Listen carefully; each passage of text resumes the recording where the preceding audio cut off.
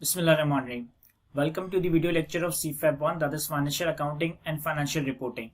आज की video lecture में हम CFAB 1 advance accounting and financial reporting की विंटर 2022 की अटेम्प्ट का क्वेश्चन नंबर 2 सॉल्व करेंगे, जो कि बेसिकली जिसमें हमारे पास मल्टीपल स्टैंडर्ड्स की एडजस्टमेंट्स और करंट टैक्स और डेफर्ड टैक्स की कैलकुलेशन वगैरह पूछी गई है। तो question number 2 of winter 2022 attempt read करते हैं, सॉल्व करते हैं। सवाल को कहता है draft financial statement of RCD limited for the year ended 31 December 2021 show the following amounts before the incorporating the outstanding issues and taxation. हमारे पास कुछ एडजस्टमेंट्स अवेलेबल हैं, details of outstanding issues. In adjustments को account for करने से पहले total assets है हमारे पास 1300, total liabilities है 450, प्रॉफिट बिफोर टैक्स है 250 और अदर कॉम्प्रिहेंसिव इनकम का नंबर है 0। फिर इसके बाद हमारे पास कुछ 3-4 एडजस्टमेंट्स अवेलेबल है, 3 एडजस्टमेंट्स अवेलेबल है। उसके बाद रिक्वायरमेंट में हमसे कहता है determine the revised amount of total asset, total liabilities, profit before tax and other comprehensive income after incorporating the effect of above outstanding issues. Ignore taxation.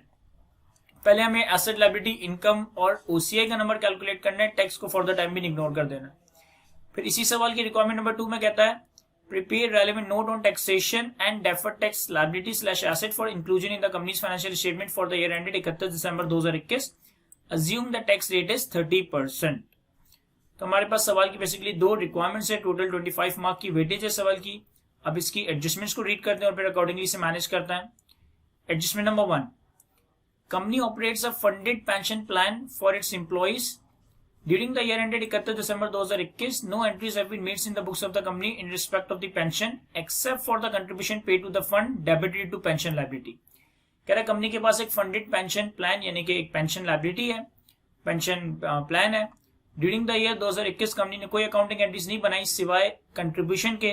जो contribution during the year company ने pay किया है, company ने pension liability debit और cash contribution credit कर दिया है।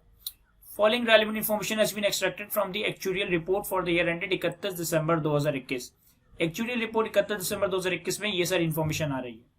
Fair value of plan asset on 1 January 2021 250, present value of defined benefit obligation on 1 January 2021 350, current service cost 73, contribution paid to the fund 62 million, pension paid by the fund 53 million, actuarial gain 34 million, actual return on plan asset during the year is 44 million, yield on high quality corporate bond per annum is 14%. Under tax law only contribution paid to the fund is allowed as an expense. तो और भी adjustments इस सवाल में, लेकिन अभी मैं बाकी एडजस्टमेंट्स को रीड नहीं कर रहा। हम एक एडजस्टमेंट को फॉर द टाइम भी रीड करते हैं और अकॉर्डिंगली इसे सॉल्व करते हैं। सो सबसे पहले हमारे पास फंडेड पेंशन प्लान से पर्टेनिंग एक एडजस्टमेंट है। मैंने सवाल की कुछ इन्फॉर्मेशन जॉट डाउन कर रखी है। हमारे पास एसेट लायबिलिटीज प्रॉफिट और अदर कॉम्प्रिहेंसिव इनकम के नंबर अवेलेबल थे, वो मैंने सिर्फ सिंपली लिख दिए हैं। अब एक एक एडजस्टमेंट को अकॉर्डिंगली सॉल्व करते हैं और फिर अकॉर्डिंगली प्लॉट करेंगे इसे। सबसे पहले हमारे पास एक पेंशन प्लान है। पेंशन प्लान में हम एक मूवमेंट बनाते हैं, हम चाहें तो डायरेक्टली मूवमेंट नेट भी बना सकते हैं, मैं टोटल मूवमेंट सेपरेट करके बना रहा हूं। एक हमारे पास डिफाइंड बेनिफिट ऑब्लिगेशन आ जाएगा, एक हमारे पास प्लान एसेट्स आ जाएगा, तो हमारे पास नेट पेंशन लायबिलिटी आ जाएगी नेट। ठीक है। अब सबसे पहले हमारे पास एज एट 1 जनवरी 2021 के नंबर्स अवेलेबल है। 1 जनवरी 2021 पे fair value of plan asset है 250, present value of defined benefit obligation है 350, तो लायबिलिटी आ जाएगी 350, प्लान एसेट आ जाएगा 250 और हमारे पास asset minus liability net pension liability आ रही होगी। इसके बाद हमारे पास करंट सर्विस कॉस्ट है 73, करंट सर्विस कॉस्ट। और मैं यहाँ साथ साथ मेंशन भी कर देता हूँ कि कौन सी चीज पीएनएल में रिकॉर्ड होनी है, कौन सी चीज ओसीए में रिकॉर्ड होनी है, ताकि हम अकॉर्डिंगली फिर उसे प्लॉट भी कर सकें। तो करंट सर्विस कॉस्ट है हमारे पास 73, तो 73 से हमारी interest current service cost expense हो रहा होगा और हमारी लायबिलिटी हमारी ऑब्लिगेशन बढ़ रही होगी, तो अकॉर्डिंगली हमारी पेंशन लायबिलिटी का अमाउंट भी इंक्रीज होगा। इसके बाद हमारे पास contribution paid to the fund है, contribution paid to the fund. जितना अमाउंट हमने कंट्रीब्यूशन का पे किया होगा उतने से हमारे प्लान एसेट इंक्रीज होंगे, cash credit pension liability debit हो रहा होगा। तो 60 रुपीज हमारे प्लान एसेट डेबिट हो रहे होंगे और हमारी ओवरऑल पेंशन लायबिलिटी बेसिकली कम हो रही होगी, डेबिट हो रही होगी। इसके बाद हमारे पास pension paid by the fund है 53 मिलियन। पेंशन पेड या बेसिकली बेनिफिट पेड 53 मिलियन के हैं, तो 53 मिलियन की जो हमने पेंशन पे कर दी उससे हमारी डिफाइंड बेनिफिट लायबिलिटी भी कम होगी, इससे हमारे प्लान एसेट भी कम होंगे, तो हमारे ओवरऑल नेट पेंशन लायबिलिटी के ऊपर कोई इंपैक्ट नहीं आएगा। इसके बाद हमारे पास एक्चुअल गेन आ रहा है 34, actual return on plan asset during the year आ रहा है 44। अब देखें, पहले तो मैं इंटरेस्ट रिकॉर्ड कर लेता हूं। इंटरेस्ट के लिए इन्होंने हमें डिस्काउंट रेट दिया है, दैट इज 14%, और ये जो इंटरेस्ट रिकॉर्ड होगा ये भी पीएनएल में रिकॉर्ड होगा। तो लायबिलिटी के ऊपर बेसिकली इंटरेस्ट एक्सपेंस आ रहा होगा और एसेट के ऊपर बेसिकली इंटरेस्ट इनकम आ रही होगी। तो मैंने ओपनिंग लायबिलिटी और ओपनिंग एसेट के ऊपर इंटरेस्ट एक्सपेंस और इंटरेस्ट इनकम रिकॉर्ड किया है, तो हमारी नेट पेंशन के ऊपर, नेट पेंशन लायबिलिटी के ऊपर 14 का इंटरेस्ट एक्सपेंस आ रहा है। ठीक है, अब देखें, इन्होंने हमें कहा है कि हमारी लायबिलिटीज पे एक्चुअल गेन आ रहा है 34 का, तो एक्चुअल गेन, और ये एक्चुअल गेन ओसीआई में रिकॉर्ड होगा।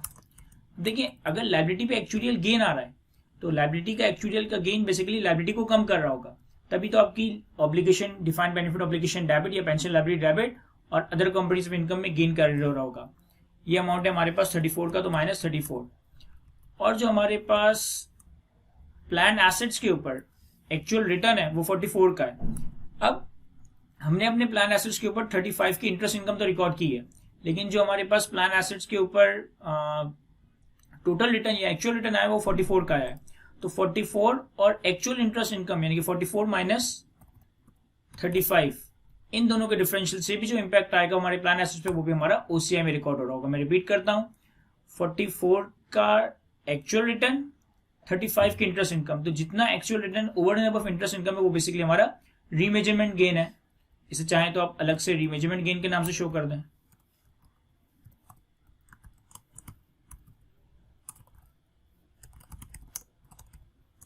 दैट इज 44 माइनस 35, और ये भी आपका ओसीआई में रिकॉर्ड होगा। तो ये सब एडजस्टमेंट्स को प्लॉट करने के बाद हमारे पास साल के आखिर में defined benefit obligation, plan asset और नेट पेंशन लायबिलिटी का नंबर आ जाएगा एज एट 31 दिसंबर 2021। अब ये सारी एडजस्टमेंट्स हैं। इन्होंने कहा है कि सिर्फ हमने जो ड्यूरिंग द ईयर पेंशन पे किया है ना, ये ऑलरेडी रिकॉर्डेड है। मैंने सवाल में बताया था, एडजस्टमेंट में बताया था कि company has made no entries in the books of company in except for contribution paid. सिर्फ ये कंट्रीब्यूशन पेड की एडजस्टमेंट रिकॉर्डेड है, बाकी कोई एडजस्टमेंट रिकॉर्डेड नहीं है। तो अब मैं नेट देख लेता हूं कि मेरी नेट पेंशन लायबिलिटी पे क्या इंपैक्ट आता है और फिर अकॉर्डिंगली इसको हम ऊपर प्लॉट करते जाएंगे। सबसे पहले हम 73 का करंट सर्विस कॉस्ट रिकॉर्ड करेंगे, तो एक्सपेंस डेबिट पीएनएल में और पेंशन लायबिलिटी क्रेडिट कर रहे होंगे, तो expense debit pension liability credit करेंगे, तो 73 से हमारी लायबिलिटी बढ़ जाएगी और 73 से हमारा प्रॉफिट कम हो जाएगा। इसके बाद हमने कंट्रीब्यूशन जो पे किया वो ऑलरेडी रिकॉर्डेड है। पेंशन जो एक्चुअली पे हुआ है उतनी अमाउंट से हमारी लायबिलिटी भी कम हो रही है, एसेट्स भी कम हो रहे हैं, तो हमारी नेट पेंशन लायबिलिटी पे इसका कोई इंपैक्ट नहीं है। इंटरेस्ट जो हमें रिकॉर्ड करना है 14 का, इससे हमारे पास इंटरेस्ट एक्सपेंस रिकॉर्ड होगा और हमारी पेंशन लायबिलिटी इंक्रीज होगी।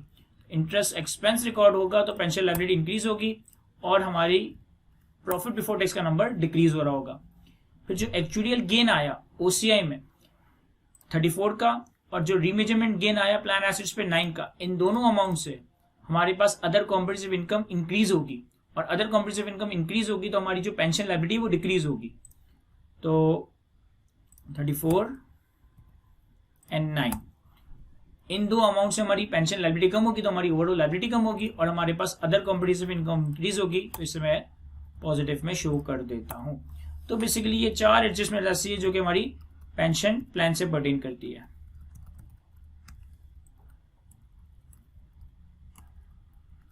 इनको मर्ज करके लिख देते हैं।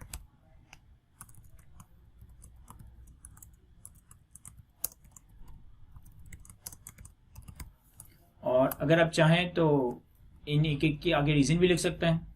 ये करंट सर्विस कॉस्ट है, ये इंटरेस्ट है, ये एक्चुअल गेन है और ये रीमेजरमेंट गेन है। ठीक है, तो ये हमारी पेंशन प्लान से पर्टेनिंग एडजस्टमेंट कंप्लीट होती है। इसके बाद फिर हम सेकंड एडजस्टमेंट पर आते हैं।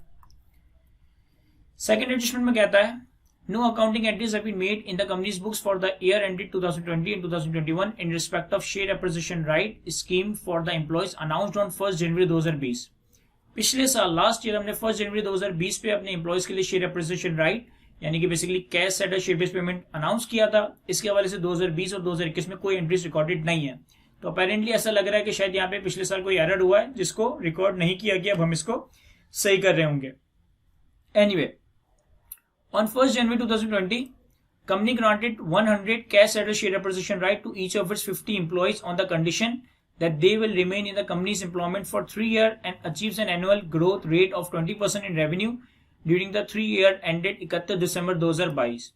1 जनवरी 2020 पे कंपनी ने अपने 1 lakh cash settle share appreciation right grant किए 50 एम्प्लॉइज को, इस कंडीशन पे कि इनको 3 साल तक कंपनी के साथ रहना है, यानी कि 3 साल की सर्विस कंडीशन है, और इनका जो रेवेन्यू है वो हर साल 20% की एवरेज ग्रोथ शो करना चाहिए, यानी कि एक नॉन मार्केट परफॉर्मेंस कंडीशन है।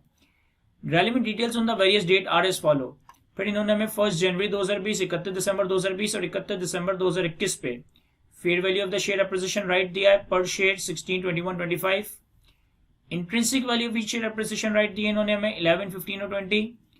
EL expectation to meet growth target, ये बताया कि जो नॉन मार्केट परफॉर्मेंस कंडीशन है क्या वो मीट हो जाएगी, इसकी एक्सपेक्टेशन क्या है। तो इनिशियली जब हमने ग्रांट किया तो हमें लग रहा था ये मीट नहीं होगा, लेकिन इनिशियली जब हमने ग्रांट किया तो हमें लग रहा था कि ग्रोथ टारगेट मीट हो जाएगा। पहले साल के आखिर में हमें लग रहा है कि ग्रोथ टारगेट मीट नहीं होगा, और दूसरे साल के आखिर में भी हमें लग रहा है कि हमारा ग्रोथ टारगेट मीट हो जाएगा।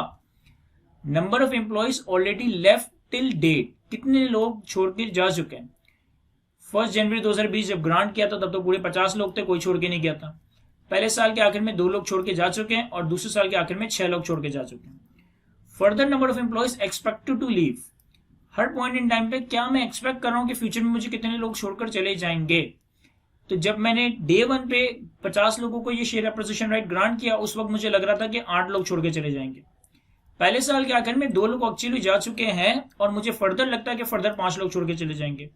दूसरे साल के आखिर में 6 लोग जा चुके हैं, दूसरे साल के आखिर तक 6 लोग जा चुके हैं, और अब मुझे फर्दर लगता है कि फर्दर 5 लोग कंपनी को छोड़कर चले जाएंगे, यानी कि सर्विस कंडीशन को पूरा नहीं करेंगे।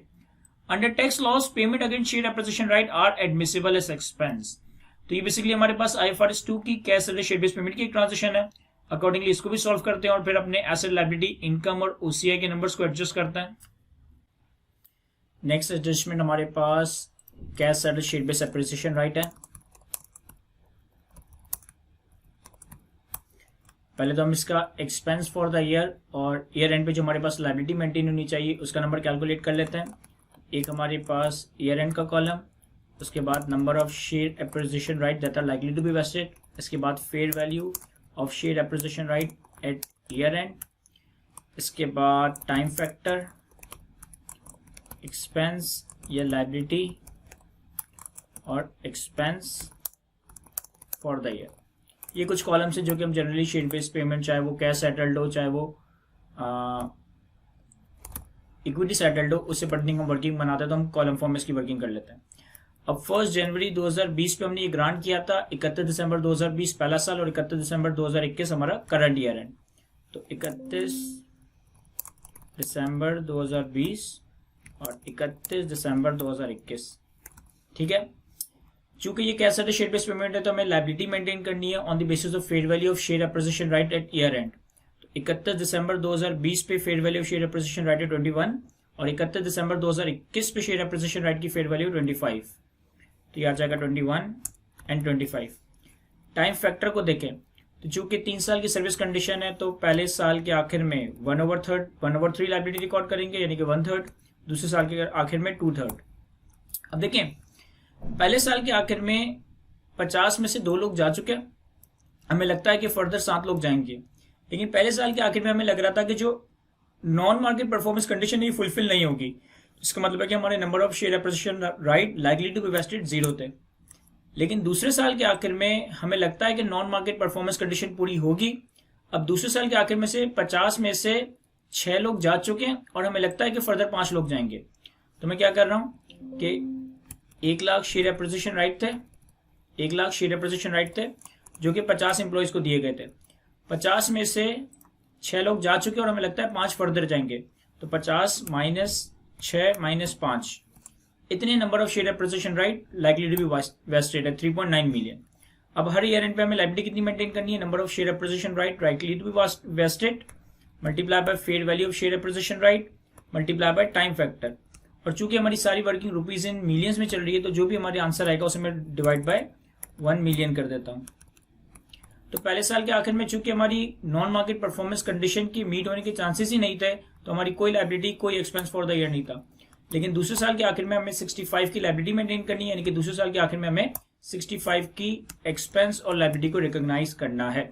अब 65 से हम लायबिलिटी रिकॉर्ड करेंगे, 65 से हम एक्सपेंस रिकॉर्ड करेंगे, तो हमारे पास जो हमने वर्किंग बनाई है इसमें cash settled share appreciation right की वजह से हमारी लायबिलिटी 65 से इंक्रीज हो जाएगी और 65 से हम अपने पास एक्सपेंस रिकॉर्ड करेंगे तो हमारा प्रॉफिट 65 से कम हो जाएगा। तो ये हमारी सेकंड एडजस्टमेंट भी यहां तक कंप्लीट होती है। इसके बाद थर्ड एडजस्टमेंट पर आता है।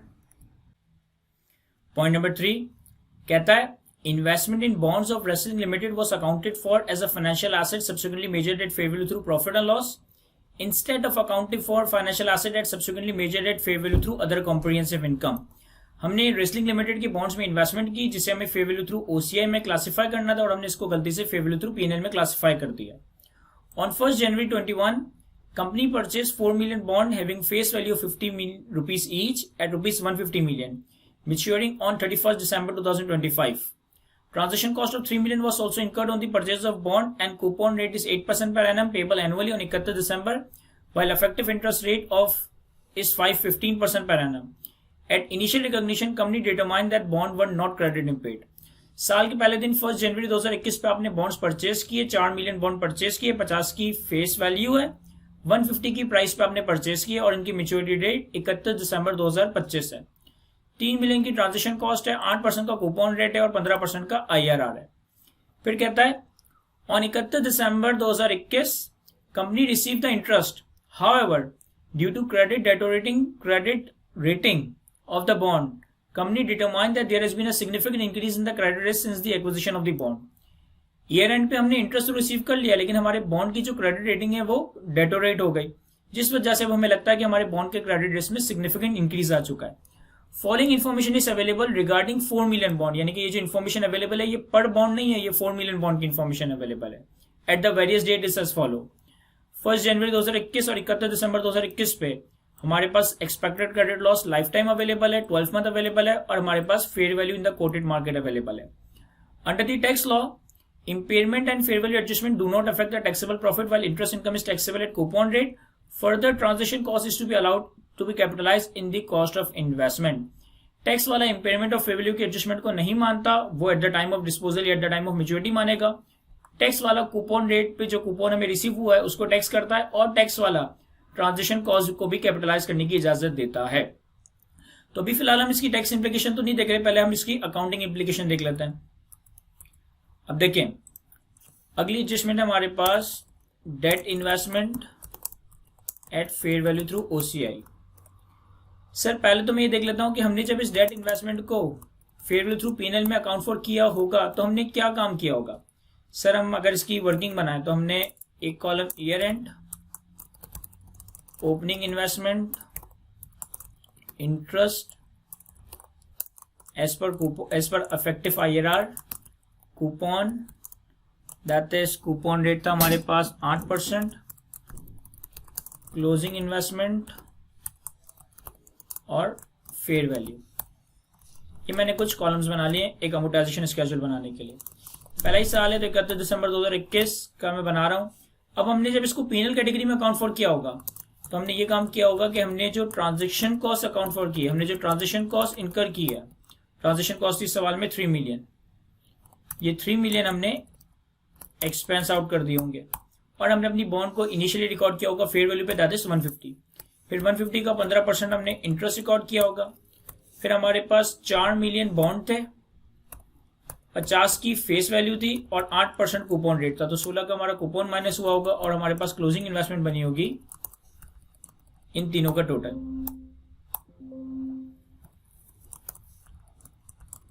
तो ये आ जाएगा 156। और साल के आखिर में इनकी फेयर वैल्यू कितनी है सर? साल के आखिर में इसकी फेयर वैल्यू है 150, सॉरी साल के आखिर में फेयर वैल्यू है 136, तो 136 ये हमने फेयर वैल्यू थ्रू पीएनएल में अकाउंट फॉर किया होगा। अगर मैं इसकी एंट्रीज बनाऊं तो हमने 1 जनवरी 2021 पे एंट्री बनाई होगी।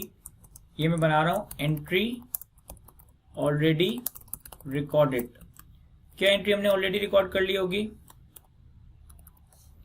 सर? हमने debt investment at fair value through PNL debit किया होगा 150 से।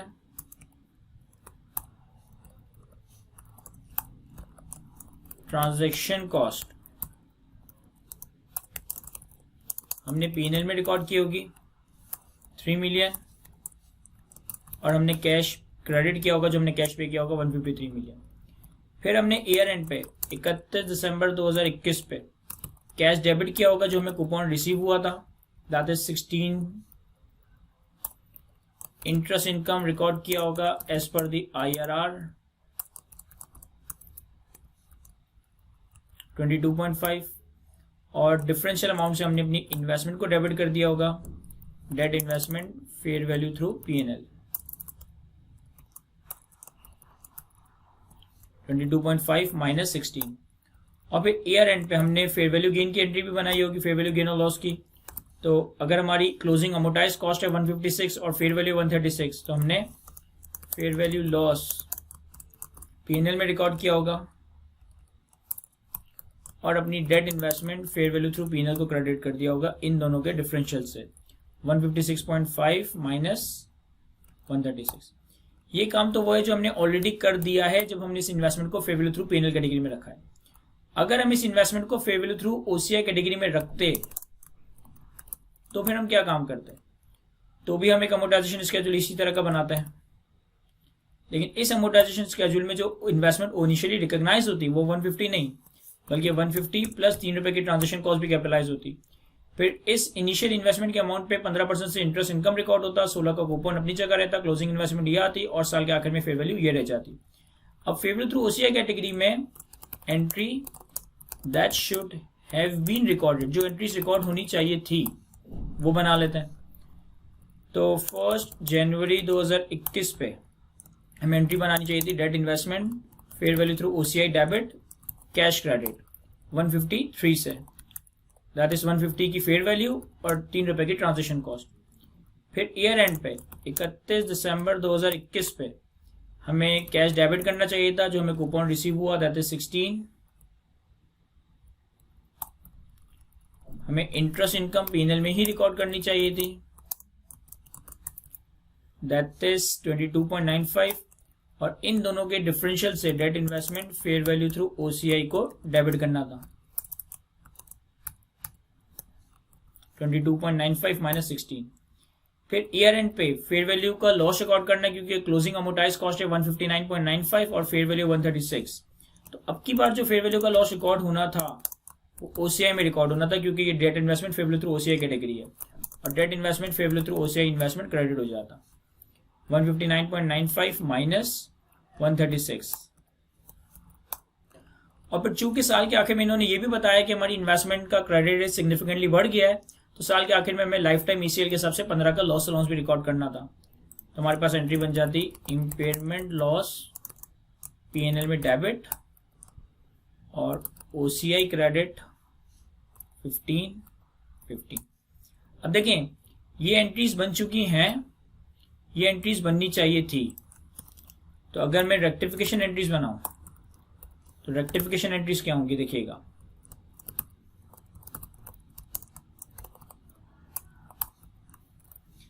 सर रेक्टिफिकेशन एंट्री पहले तो ये होगी कि हमने जो 3 रुपए की ट्रांजेक्शन कॉस्ट एक्सपेंस आउट की है, ये एक्सपेंस आउट नहीं कैपिटलाइज होनी चाहिए थी। तो पहली एंट्री तो बन जाएगी debt investment fair value through OCI debit 3 million, और ट्रांजेक्शन कॉस्ट जो हमने एक्सपेंस आउट कर दिया है ये पीएनएल में ही क्रेडिट या रिवर्स होगा 3 मिलियन। इसके बाद हमें कैश रिसीव हुआ 16 का, कैश तो 16 का ही रिसीव होगा। 22.5 की हमने इंटरेस्ट इनकम रिकॉर्ड की, जबकि 22.5 की हमें इंटरेस्ट इनकम रिकॉर्ड करनी चाहिए थी। और debt investment fair value through PNL को डेबिट किया 6.5 से, जबकि ये डेबिट होगा 6.95 से। तो अगर मैं एंट्री बनाऊं तो हमारे पास एंट्री क्या बनेगी इंटरेस्ट इनकम P&L में क्रेडिट, इन दोनों के डिफरेंशियल से 22.95 का इंटरेस्ट रिकॉर्ड होना चाहिए था, माइनस रिकॉर्ड कितना हुआ है 22.5, तो 22.95 माइनस 22.5 इतनी अमाउंट से हमारी इन्वेस्टमेंट क्रेडिट हो जाएगी और हमारे पास डेबिट होगा debt investment fair value through OCI। किस अमाउंट से सर? इन्वेस्टमेंट 6.5 से डेबिट हुआ है, 6.95 से डेबिट होना चाहिए था, तो 6.95 माइनस 6.5, तो ये भी 0.45 ही आएगा। फिर साल के आखिर में हमने 23.95 का लॉस रिकॉर्ड करना था OCI में, इन्होंने 20.5 का लॉस रिकॉर्ड कर दिया है P&L में, तो हमारे पास रेक्टिफिकेशन एंट्री में फेयर वैल्यू लॉस OCI में रिकॉर्ड होना है 23.95, इन्होंने फेयर वैल्यू लॉस P&L में रिकॉर्ड कर दिया है, तो फेयर वैल्यू लॉस हम रिवर्स कर देते P&L में।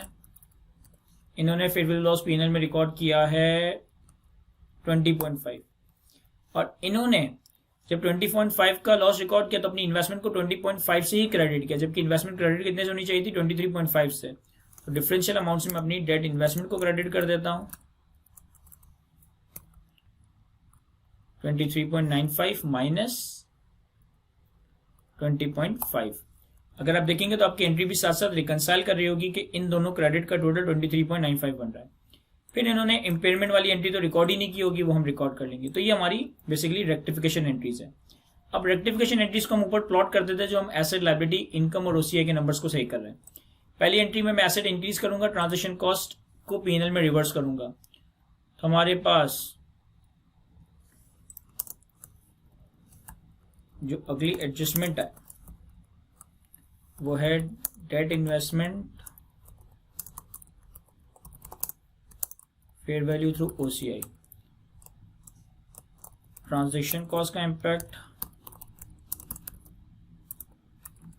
3 रुपए से हमारा एसेट बढ़ जाएगा और 3 रुपए से हमारा प्रॉफिट भी बढ़ जाएगा क्योंकि हम ट्रांजेक्शन कॉस्ट को रिवर्स कर रहे हैं। दूसरा इम्पैक्ट है हमारे पास रेक्टिफिकेशन एंट्रीज में इंटरेस्ट इनकम 0.5 की इंटरेस्ट इनकम P&L में रिकॉर्ड करेंगे और एसेट को डेबिट करेंगे। हमारे पास इंटरेस्ट इनकम 0.45, अब 0.45 से इंटरेस्ट इनकम रिकॉर्ड किया तो एसेट भी बढ़ गया और प्रॉफिट भी बढ़ गया। फिर हमारे पास तीसरी एडजस्टमेंट है फेयर वैल्यू गेन्स या फेयर वैल्यू लॉस से पर्टेनिंग। अब फेयर वैल्यू लॉस से पर्टेनिंग जो एडजस्टमेंट है इसमें OCI में 23.5 का लॉस रिकॉर्ड होना है, 23.95 का, P&L में 20.5 का लॉस रिवर्स होना है और एसेट 3.45 से क्रेडिट होना है। तो यहां देखिएगा पहले मैं एसेट को कम कर देता हूं,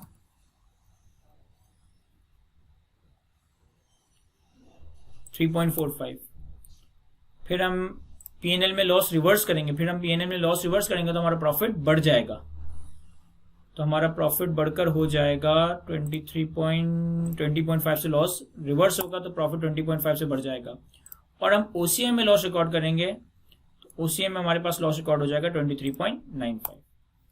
और लास्ट एडजस्टमेंट है इम्पेयरमेंट की जो एडजस्टमेंट है 15 मिलियन की, इससे इम्पेयरमेंट P&L में रिकॉर्ड होगा तो प्रॉफिट कम होगा, OCI क्रेडिट होगा तो OCI इंक्रीज हो रहा होगा, तो इसे मैं हाथों हाथ प्लॉट कर देता हूं। इम्पेयरमेंट लॉस 15 से हमारा प्रॉफिट कम हो जाएगा क्योंकि इम्पेयरमेंट लॉस में P&L में डेबिट कर रहा हूं और 15 से हमारा OCI क्रेडिट हो जाएगा तो OCI बढ़ जाएगा। तो ये हमारी तीनों एडजस्टमेंट्स अकाउंट फॉर हो गई है।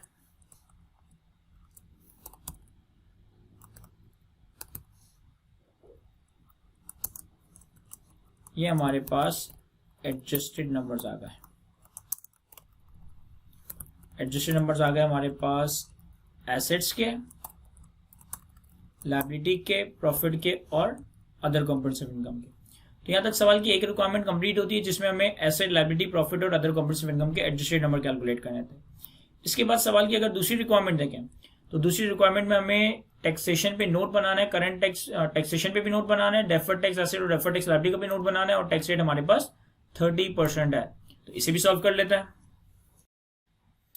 सर सवाल की सेकंड रिक्वायरमेंट पे आते हैं। सेकंड रिक्वायरमेंट के लिए पहले हम करंट टैक्स कैलकुलेट करते हैं, उसके बाद फिर हम डेफर्ड टैक्स देखेंगे। करंट टैक्स अब देखिए करंट टैक्स की वर्किंग हम स्टार्ट करेंगे प्रॉफिट बिफोर टैक्स के नंबर से। प्रॉफिट बिफोर टैक्स का एडजस्टेड नंबर हमने ऑलरेडी कैलकुलेट कर रखा है। प्रॉफिट बिफोर टैक्स का हमारे पास एडजस्टेड नंबर आ रहा है 106.95। अब तीनों एडजस्टमेंट जो कि सवाल में दी हुई थी, इनसे पर्टेनिंग जो जो हमारे पास करंट टैक्स की वर्किंग में जो जो चीजें हमारी टैक्सेबल इनकम को इम्पैक्ट या अफेक्ट करेगी, उनको हम अकॉर्डिंगली एड लेस कर लेते हैं। सबसे पहली एडजस्टमेंट थी हमारे पास पेंशन पेमेंट, पेंशन प्लान की। तो पेंशन के केस में इन्होंने सवाल में हमें बताया था कि टैक्स वाला सिर्फ कंट्रीब्यूशन पेड को एज अ एक्सपेंस अलाउ करेगा, बाकी चीजें आपको एज अ एक्सपेंस अलाउ नहीं होगी। अब अगर हम गौर करें तो हमने क्या क्या चीजें यहाँ पे रिकॉर्ड कर रखी है। सर हमने कंट्रीब्यूशन पे किया 62 का, ये टैक्स लॉ में अलाउ हो जाएगा। हमने करंट सर्विस कॉस्ट रिकॉर्ड की है 73 की पीएनएल में। हमने 14 का इंटरेस्ट एक्सपेंस रिकॉर्ड किया है। तो जो पीएनएल में रिकॉर्ड किया उसे मैं रिवर्स कर देता हूँ, क्योंकि अपनी वर्किंग को मैं प्रॉफिट बिफोर टैक्स से लेके चल रहा हूँ। तो 73 ये, 14 ये हमें डिसअलाउ हो जाएगा, और 62 का जो हमने कंट्रीब्यूशन एक्चुअली पे किया ये हमें अलाउ हो जाएगा। तो हमारे पास add interest on pension liability, ये हम डिसअलाउ कर देंगे। एड करंट सर्विस कॉस्ट, ये हम डिसअलाउ कर देंगे, और लेस कर देंगे कंट्रीब्यूशन पेड। इंटरेस्ट का नंबर तो मुझे याद है 14 था, स्टिल मैं इसे लिंक कर देता हूं।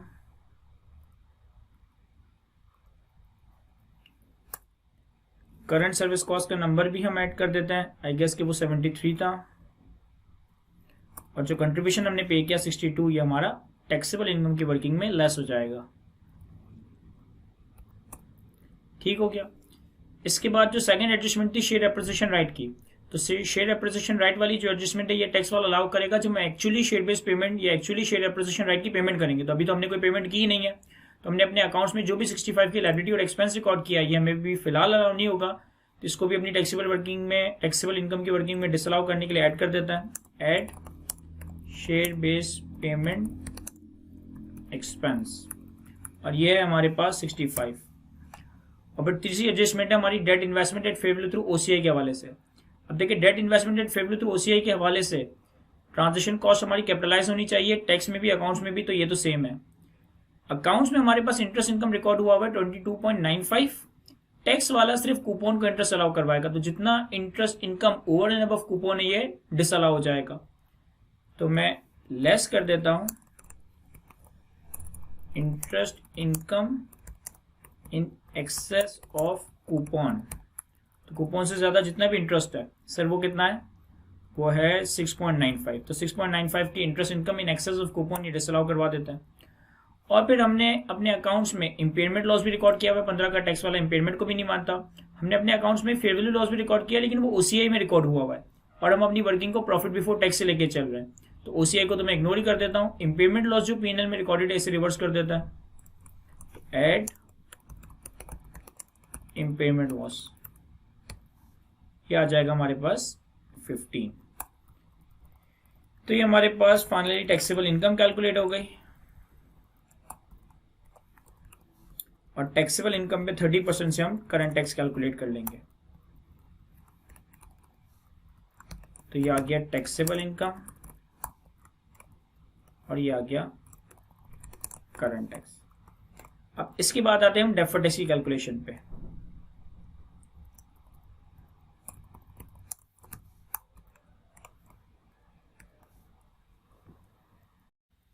डेफर्ड टैक्स हम यहाँ पे बैलेंस शीट अप्रोच से कैलकुलेट करते हैं। बैलेंस शीट अप्रोच से डेफर्ड टैक्स कैलकुलेट करने के लिए हमें डेफर्ड टैक्स सबसे पहले कैलकुलेट करना पड़ेगा एज एट 1 जनवरी 2020,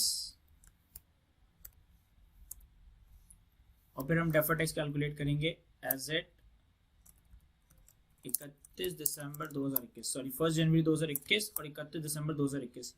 मैं अपने पास एक फॉर्मेट बनाता हूँ। इस फॉर्मेट में पहले कॉलम में हमारे पास कैरिंग अमाउंट आ जाएगी, दूसरे कॉलम में हमारे पास टैक्स बेस, तीसरे कॉलम में हमारे पास टैक्सेबल और डिडक्टेबल डिफरेंस, और चौथे कॉलम में हमारे पास डेफर्ड टैक्स लायबिलिटी और एसेट आ जाएगा।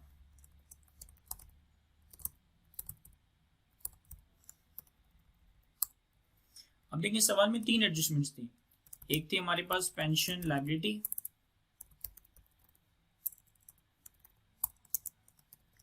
एक था हमारे पास शेयर बेस्ड पेमेंट लायबिलिटी, और तीसरा था हमारे पास debt investment fair value through OCI.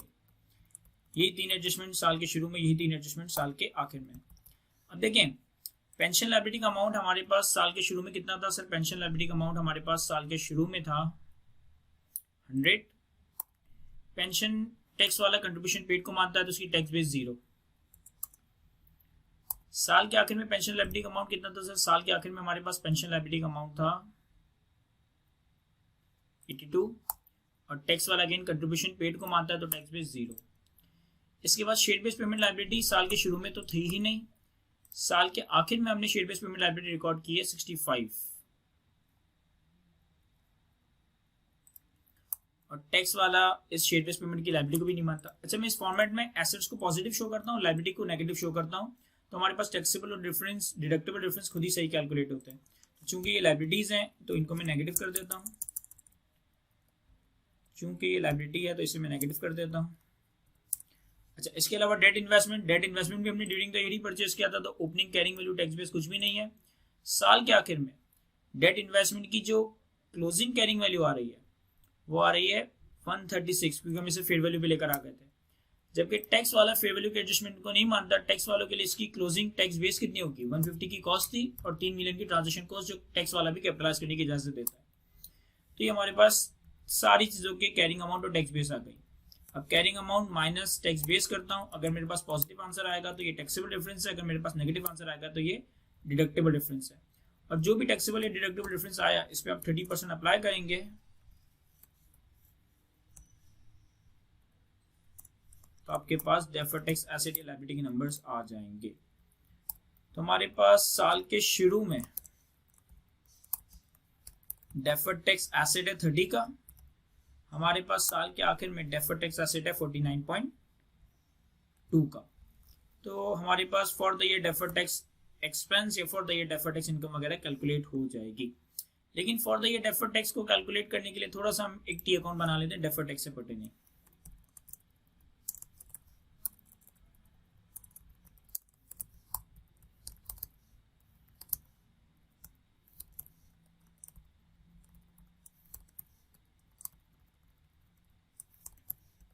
अब देखिए साल के शुरू में हमारे पास डेफर्ड टैक्स एसेट है 30 का, और साल के आखिर में हमारे पास डेफर्ड टैक्स एसेट है 49.2 का।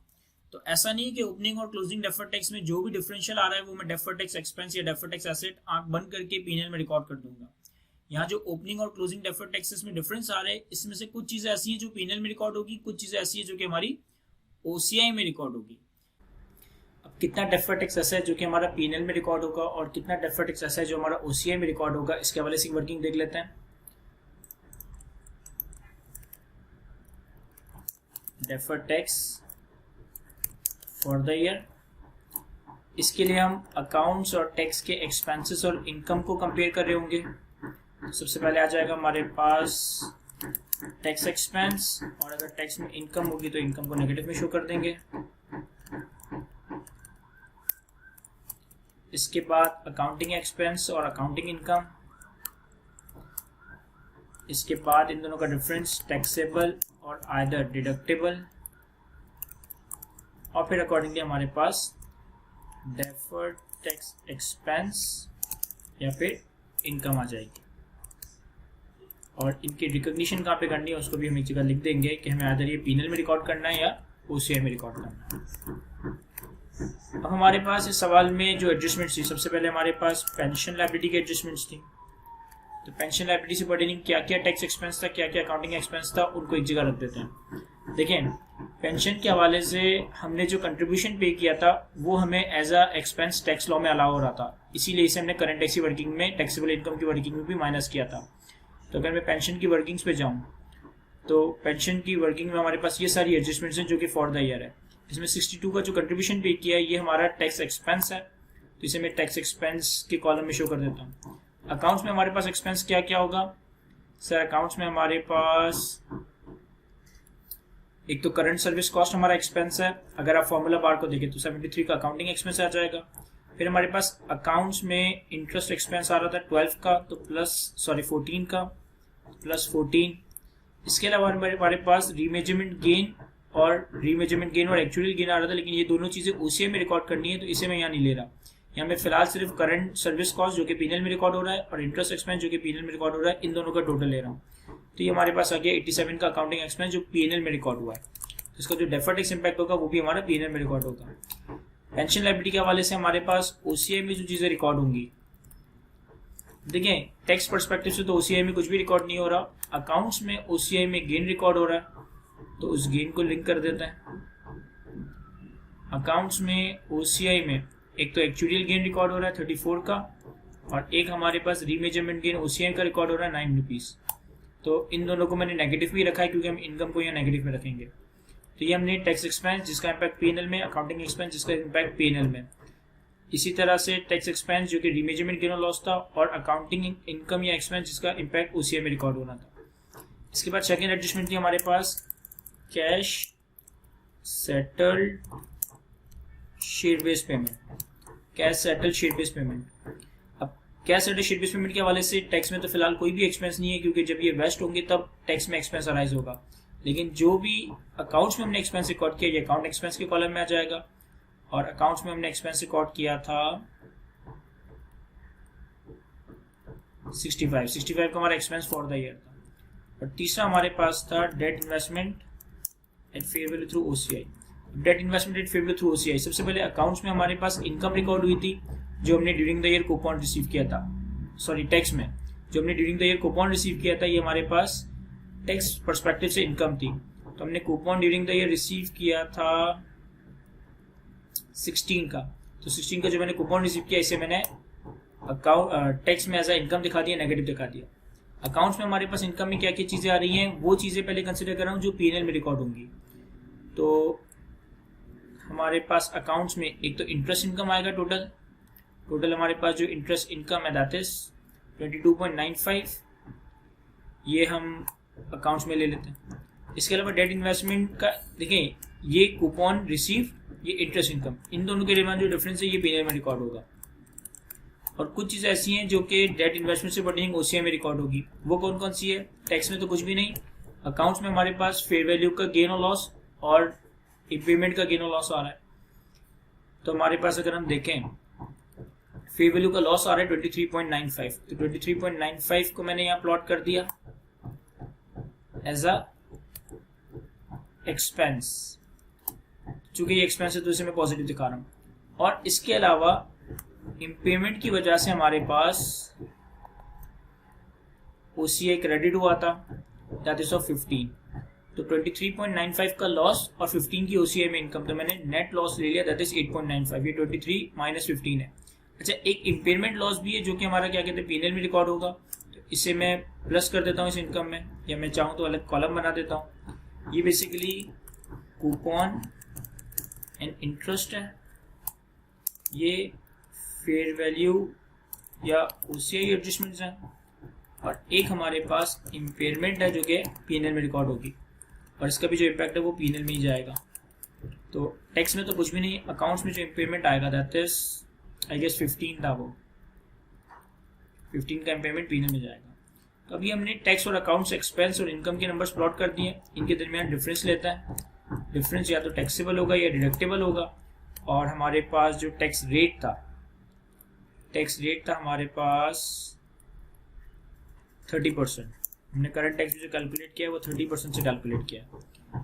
तो अब deferred tax for the year, deferred tax expense और इनकम कैलकुलेट कर लेता है इनटू 30%, तो ये हमारे पास सारे deferred taxes for the year आ गए।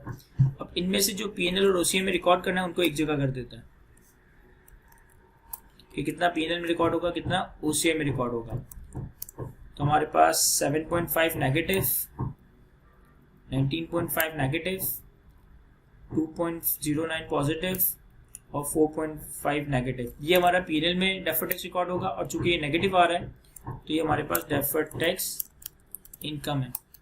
इसी तरह ओसीआई में 12.9 पॉजिटिव, प्लस 2.69 नेगेटिव, तो OCI में रिकॉर्ड होगा 10.22 का एक्सपेंस। तो ये हमारा डेफर्ड टैक्स एक्सपेंस आ गया। अब हम ये देख लेते हैं कि अगर हम इसे टी अकाउंट में प्लॉट करें तो क्या हमारा टी अकाउंट टाई कर रहा है। सबसे पहले डेफर्ड टैक्स इनकम P&L में रिकॉर्ड करनी है, तो deferred tax income that should be recorded in P&L। तो ये आ गया हमारे पास 29.42। और डेफर्ड टैक्स एक्सपेंस OCI में रिकॉर्ड करना है, this is deferred tax expense जो कि OCI में रिकॉर्ड होगा, और ये हमारे पास 10.22। अब अगर हमने सही किया तो हमारा ये डेफर्ड टैक्स के टी अकाउंट रिकंसाइल करना चाहिए। देख लेते हैं इसे, सॉरी ये आ गया हमारे पास 59.42।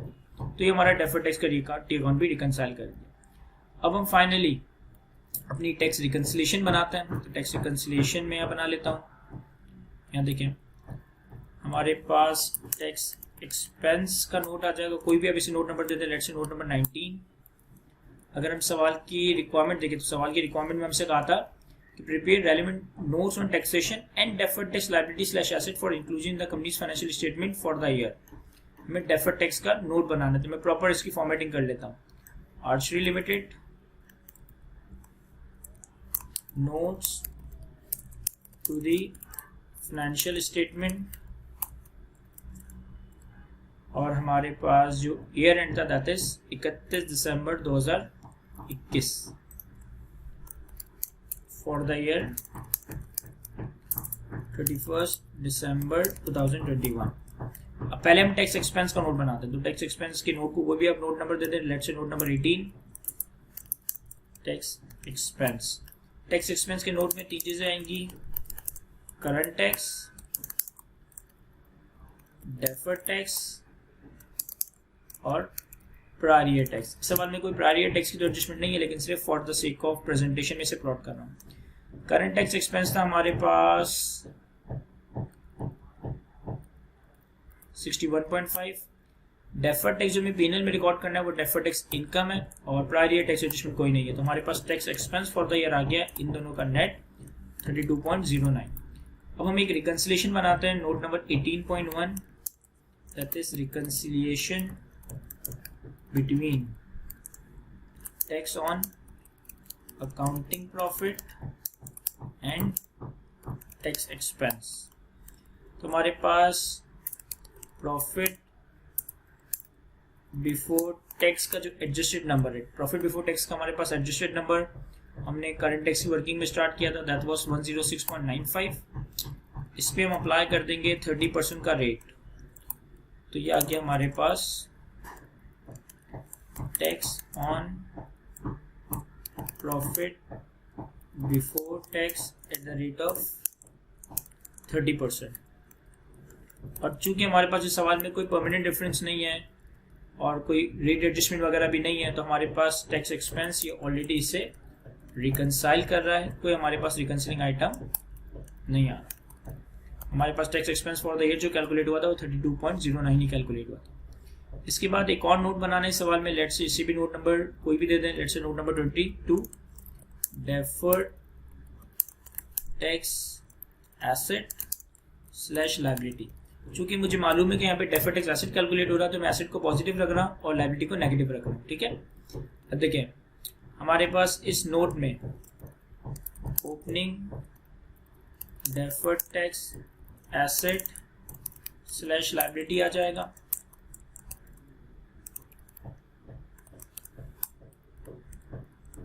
इसके बाद डेफर्ड टैक्स इनकम को पॉजिटिव और इस नोट में एक्सपेंस को नेगेटिव दिखाएंगे, और फिर क्लोजिंग डेफर्ड टैक्स एसेट और लायबिलिटी आ जाएगा। अच्छा, जो डेफर्ड टैक्स इनकम और एक्सपेंस रिकॉर्ड करना है, कुछ हमारा P&L में रिकॉर्ड होगा, कुछ हमारा OCI में रिकॉर्ड होगा।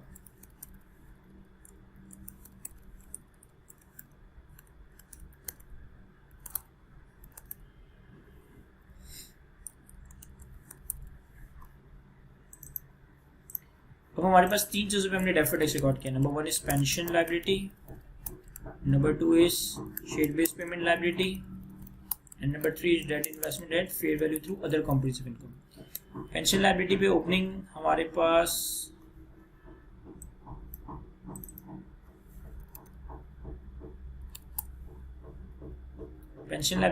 पास ओपनिंग डेफर्ड टैक्स एसेट था, आई गेस हमने कैलकुलेट किया है ऑलरेडी कि हमारे पास ओपनिंग में पेंशन लायबिलिटी पे डेफर्ड टैक्स एसेट है, और चूंकि एसेट पॉजिटिव दिखाना है तो इसे मैं पॉजिटिव कर देता हूँ। शेयर बेस्ड पेमेंट और डेट इन्वेस्टमेंट के ऊपर ओपनिंग में कोई डेफर्ड टैक्स नहीं है। अच्छा, अब हमें पेंशन लायबिलिटी के हवाले से पीएनएल में क्या रिकॉर्ड करना है, तो हमने ये ऑलरेडी कैलकुलेट किया हुआ है। अगर आप पेंशन लायबिलिटी के हवाले से देखें तो हमें 7.5 की डेफर्ड टैक्स इनकम रिकॉर्ड करनी है पीएनएल में, चूंकि इनकम को पॉजिटिव दिखाना है तो मैं इसे पॉजिटिव कर देता हूँ। और ओसीआई में हमें 12.9 का एक्सपेंस रिकॉर्ड करना है, और एक्सपेंस को नेगेटिव दिखाना है तो इसे मैंने नेगेटिव कर दिया। तो ये हमारे पास क्लोजिंग पेंशन पे डेफर्ड टैक्स आ गया 24.6। और अगर मैंने सही किया तो बैलेंस शीट अप्रोच में जो हमने क्लोजिंग डेफर्ड टैक्स एसेट या लायबिलिटी कैलकुलेट किया पेंशन पे वो 24.6 ही होना चाहिए। तो यहाँ देखें सर, हमारे पास पेंशन लायबिलिटी पे डेफर्ड टैक्स एसेट है 24.6 का। इसके बाद फिर हम आते हैं शेयर बेस्ड पेमेंट की लायबिलिटी। शेयर बेस्ड पेमेंट की लायबिलिटी पे ओपनिंग डेफर्ड टैक्स एसेट और लायबिलिटी तो कुछ भी नहीं है। पीएनएल में हमने रिकॉर्ड किया था शेयर बेस्ड पेमेंट के हवाले से 19.5 की इनकम। तो इस नोट में मैं इनकम को पॉजिटिव दिखा रहा हूँ, और इन तीनों का सम हमारे पास क्लोजिंग डेफर्ड टैक्स एसेट आ जाएगा, that is 19.5। Balance sheet approach से शेयर बेस्ड पेमेंट लायबिलिटी पे जो हमने डेफर्ड टैक्स एसेट कैलकुलेट किया होगा वो भी 19.5 ही होगा। और लास्ट है हमारे पास debt investment at fair value through OCI. सबसे पीएनएल में हमें क्या क्या रिकॉर्ड करना है, देखें हमारे पास जो कूपन और इंटरेस्ट का डिफरेंस था ये पीएनएल में जाएगा, दैट इज 2.09। इसके बाद पेमेंट का इम्पैक्ट 4.5 ये पीएनएल में। तो नेट हमारे पास 2.42 पीएनएल में रिकॉर्ड हो रहा है, नेट कर दिया मैंने ऑलरेडी फॉर्मूला बार में। जब ओसीआई में हमारे पास जो इम्पैक्ट रिकॉर्ड होगा दैट इज ओसीआई में इम्पैक्ट रिकॉर्ड हो रहा है 2.69 का। तो ये हमारे पास ओसीआई में आ गया। तो ये हमारे पास टोटल डेफर्ड टैक्स एसेट बन गया क्लोजिंग पे 5.1। और हमने बैलेंस शीट अप्रोच से भी 31 दिसंबर 2021 पे डेफर्ड टैक्स एसेट ही कैलकुलेट किया होगा 5.1 का। देख लेते हैं इससे, तो ये हमारे पास 5.1 यानी कि टोटल डेफर्ड टैक्स एसेट था हमारे पास 49.2, और इस नोट में भी हमारे पास जो टोटल डेफर्ड टैक्स आएगा वो 49.2 ही आ रहा होगा। तो ये हमारा बैलेंस शीट पर्सपेक्टिव से deferred tax asset deferred tax liability का नोट भी कंप्लीट हो गया, और हमने ये टैक्स एक्सपेंस का नोट भी बना लिया था। तो यहाँ तक हमारा ये सवाल कंप्लीट होता है। आई होप कि मैं आपको अच्छे से एक्सप्लेन कर सका हूँ। आज के इस लेक्चर को यहीं तक रखते हैं। थैंक यू, अल्लाह हाफिज़।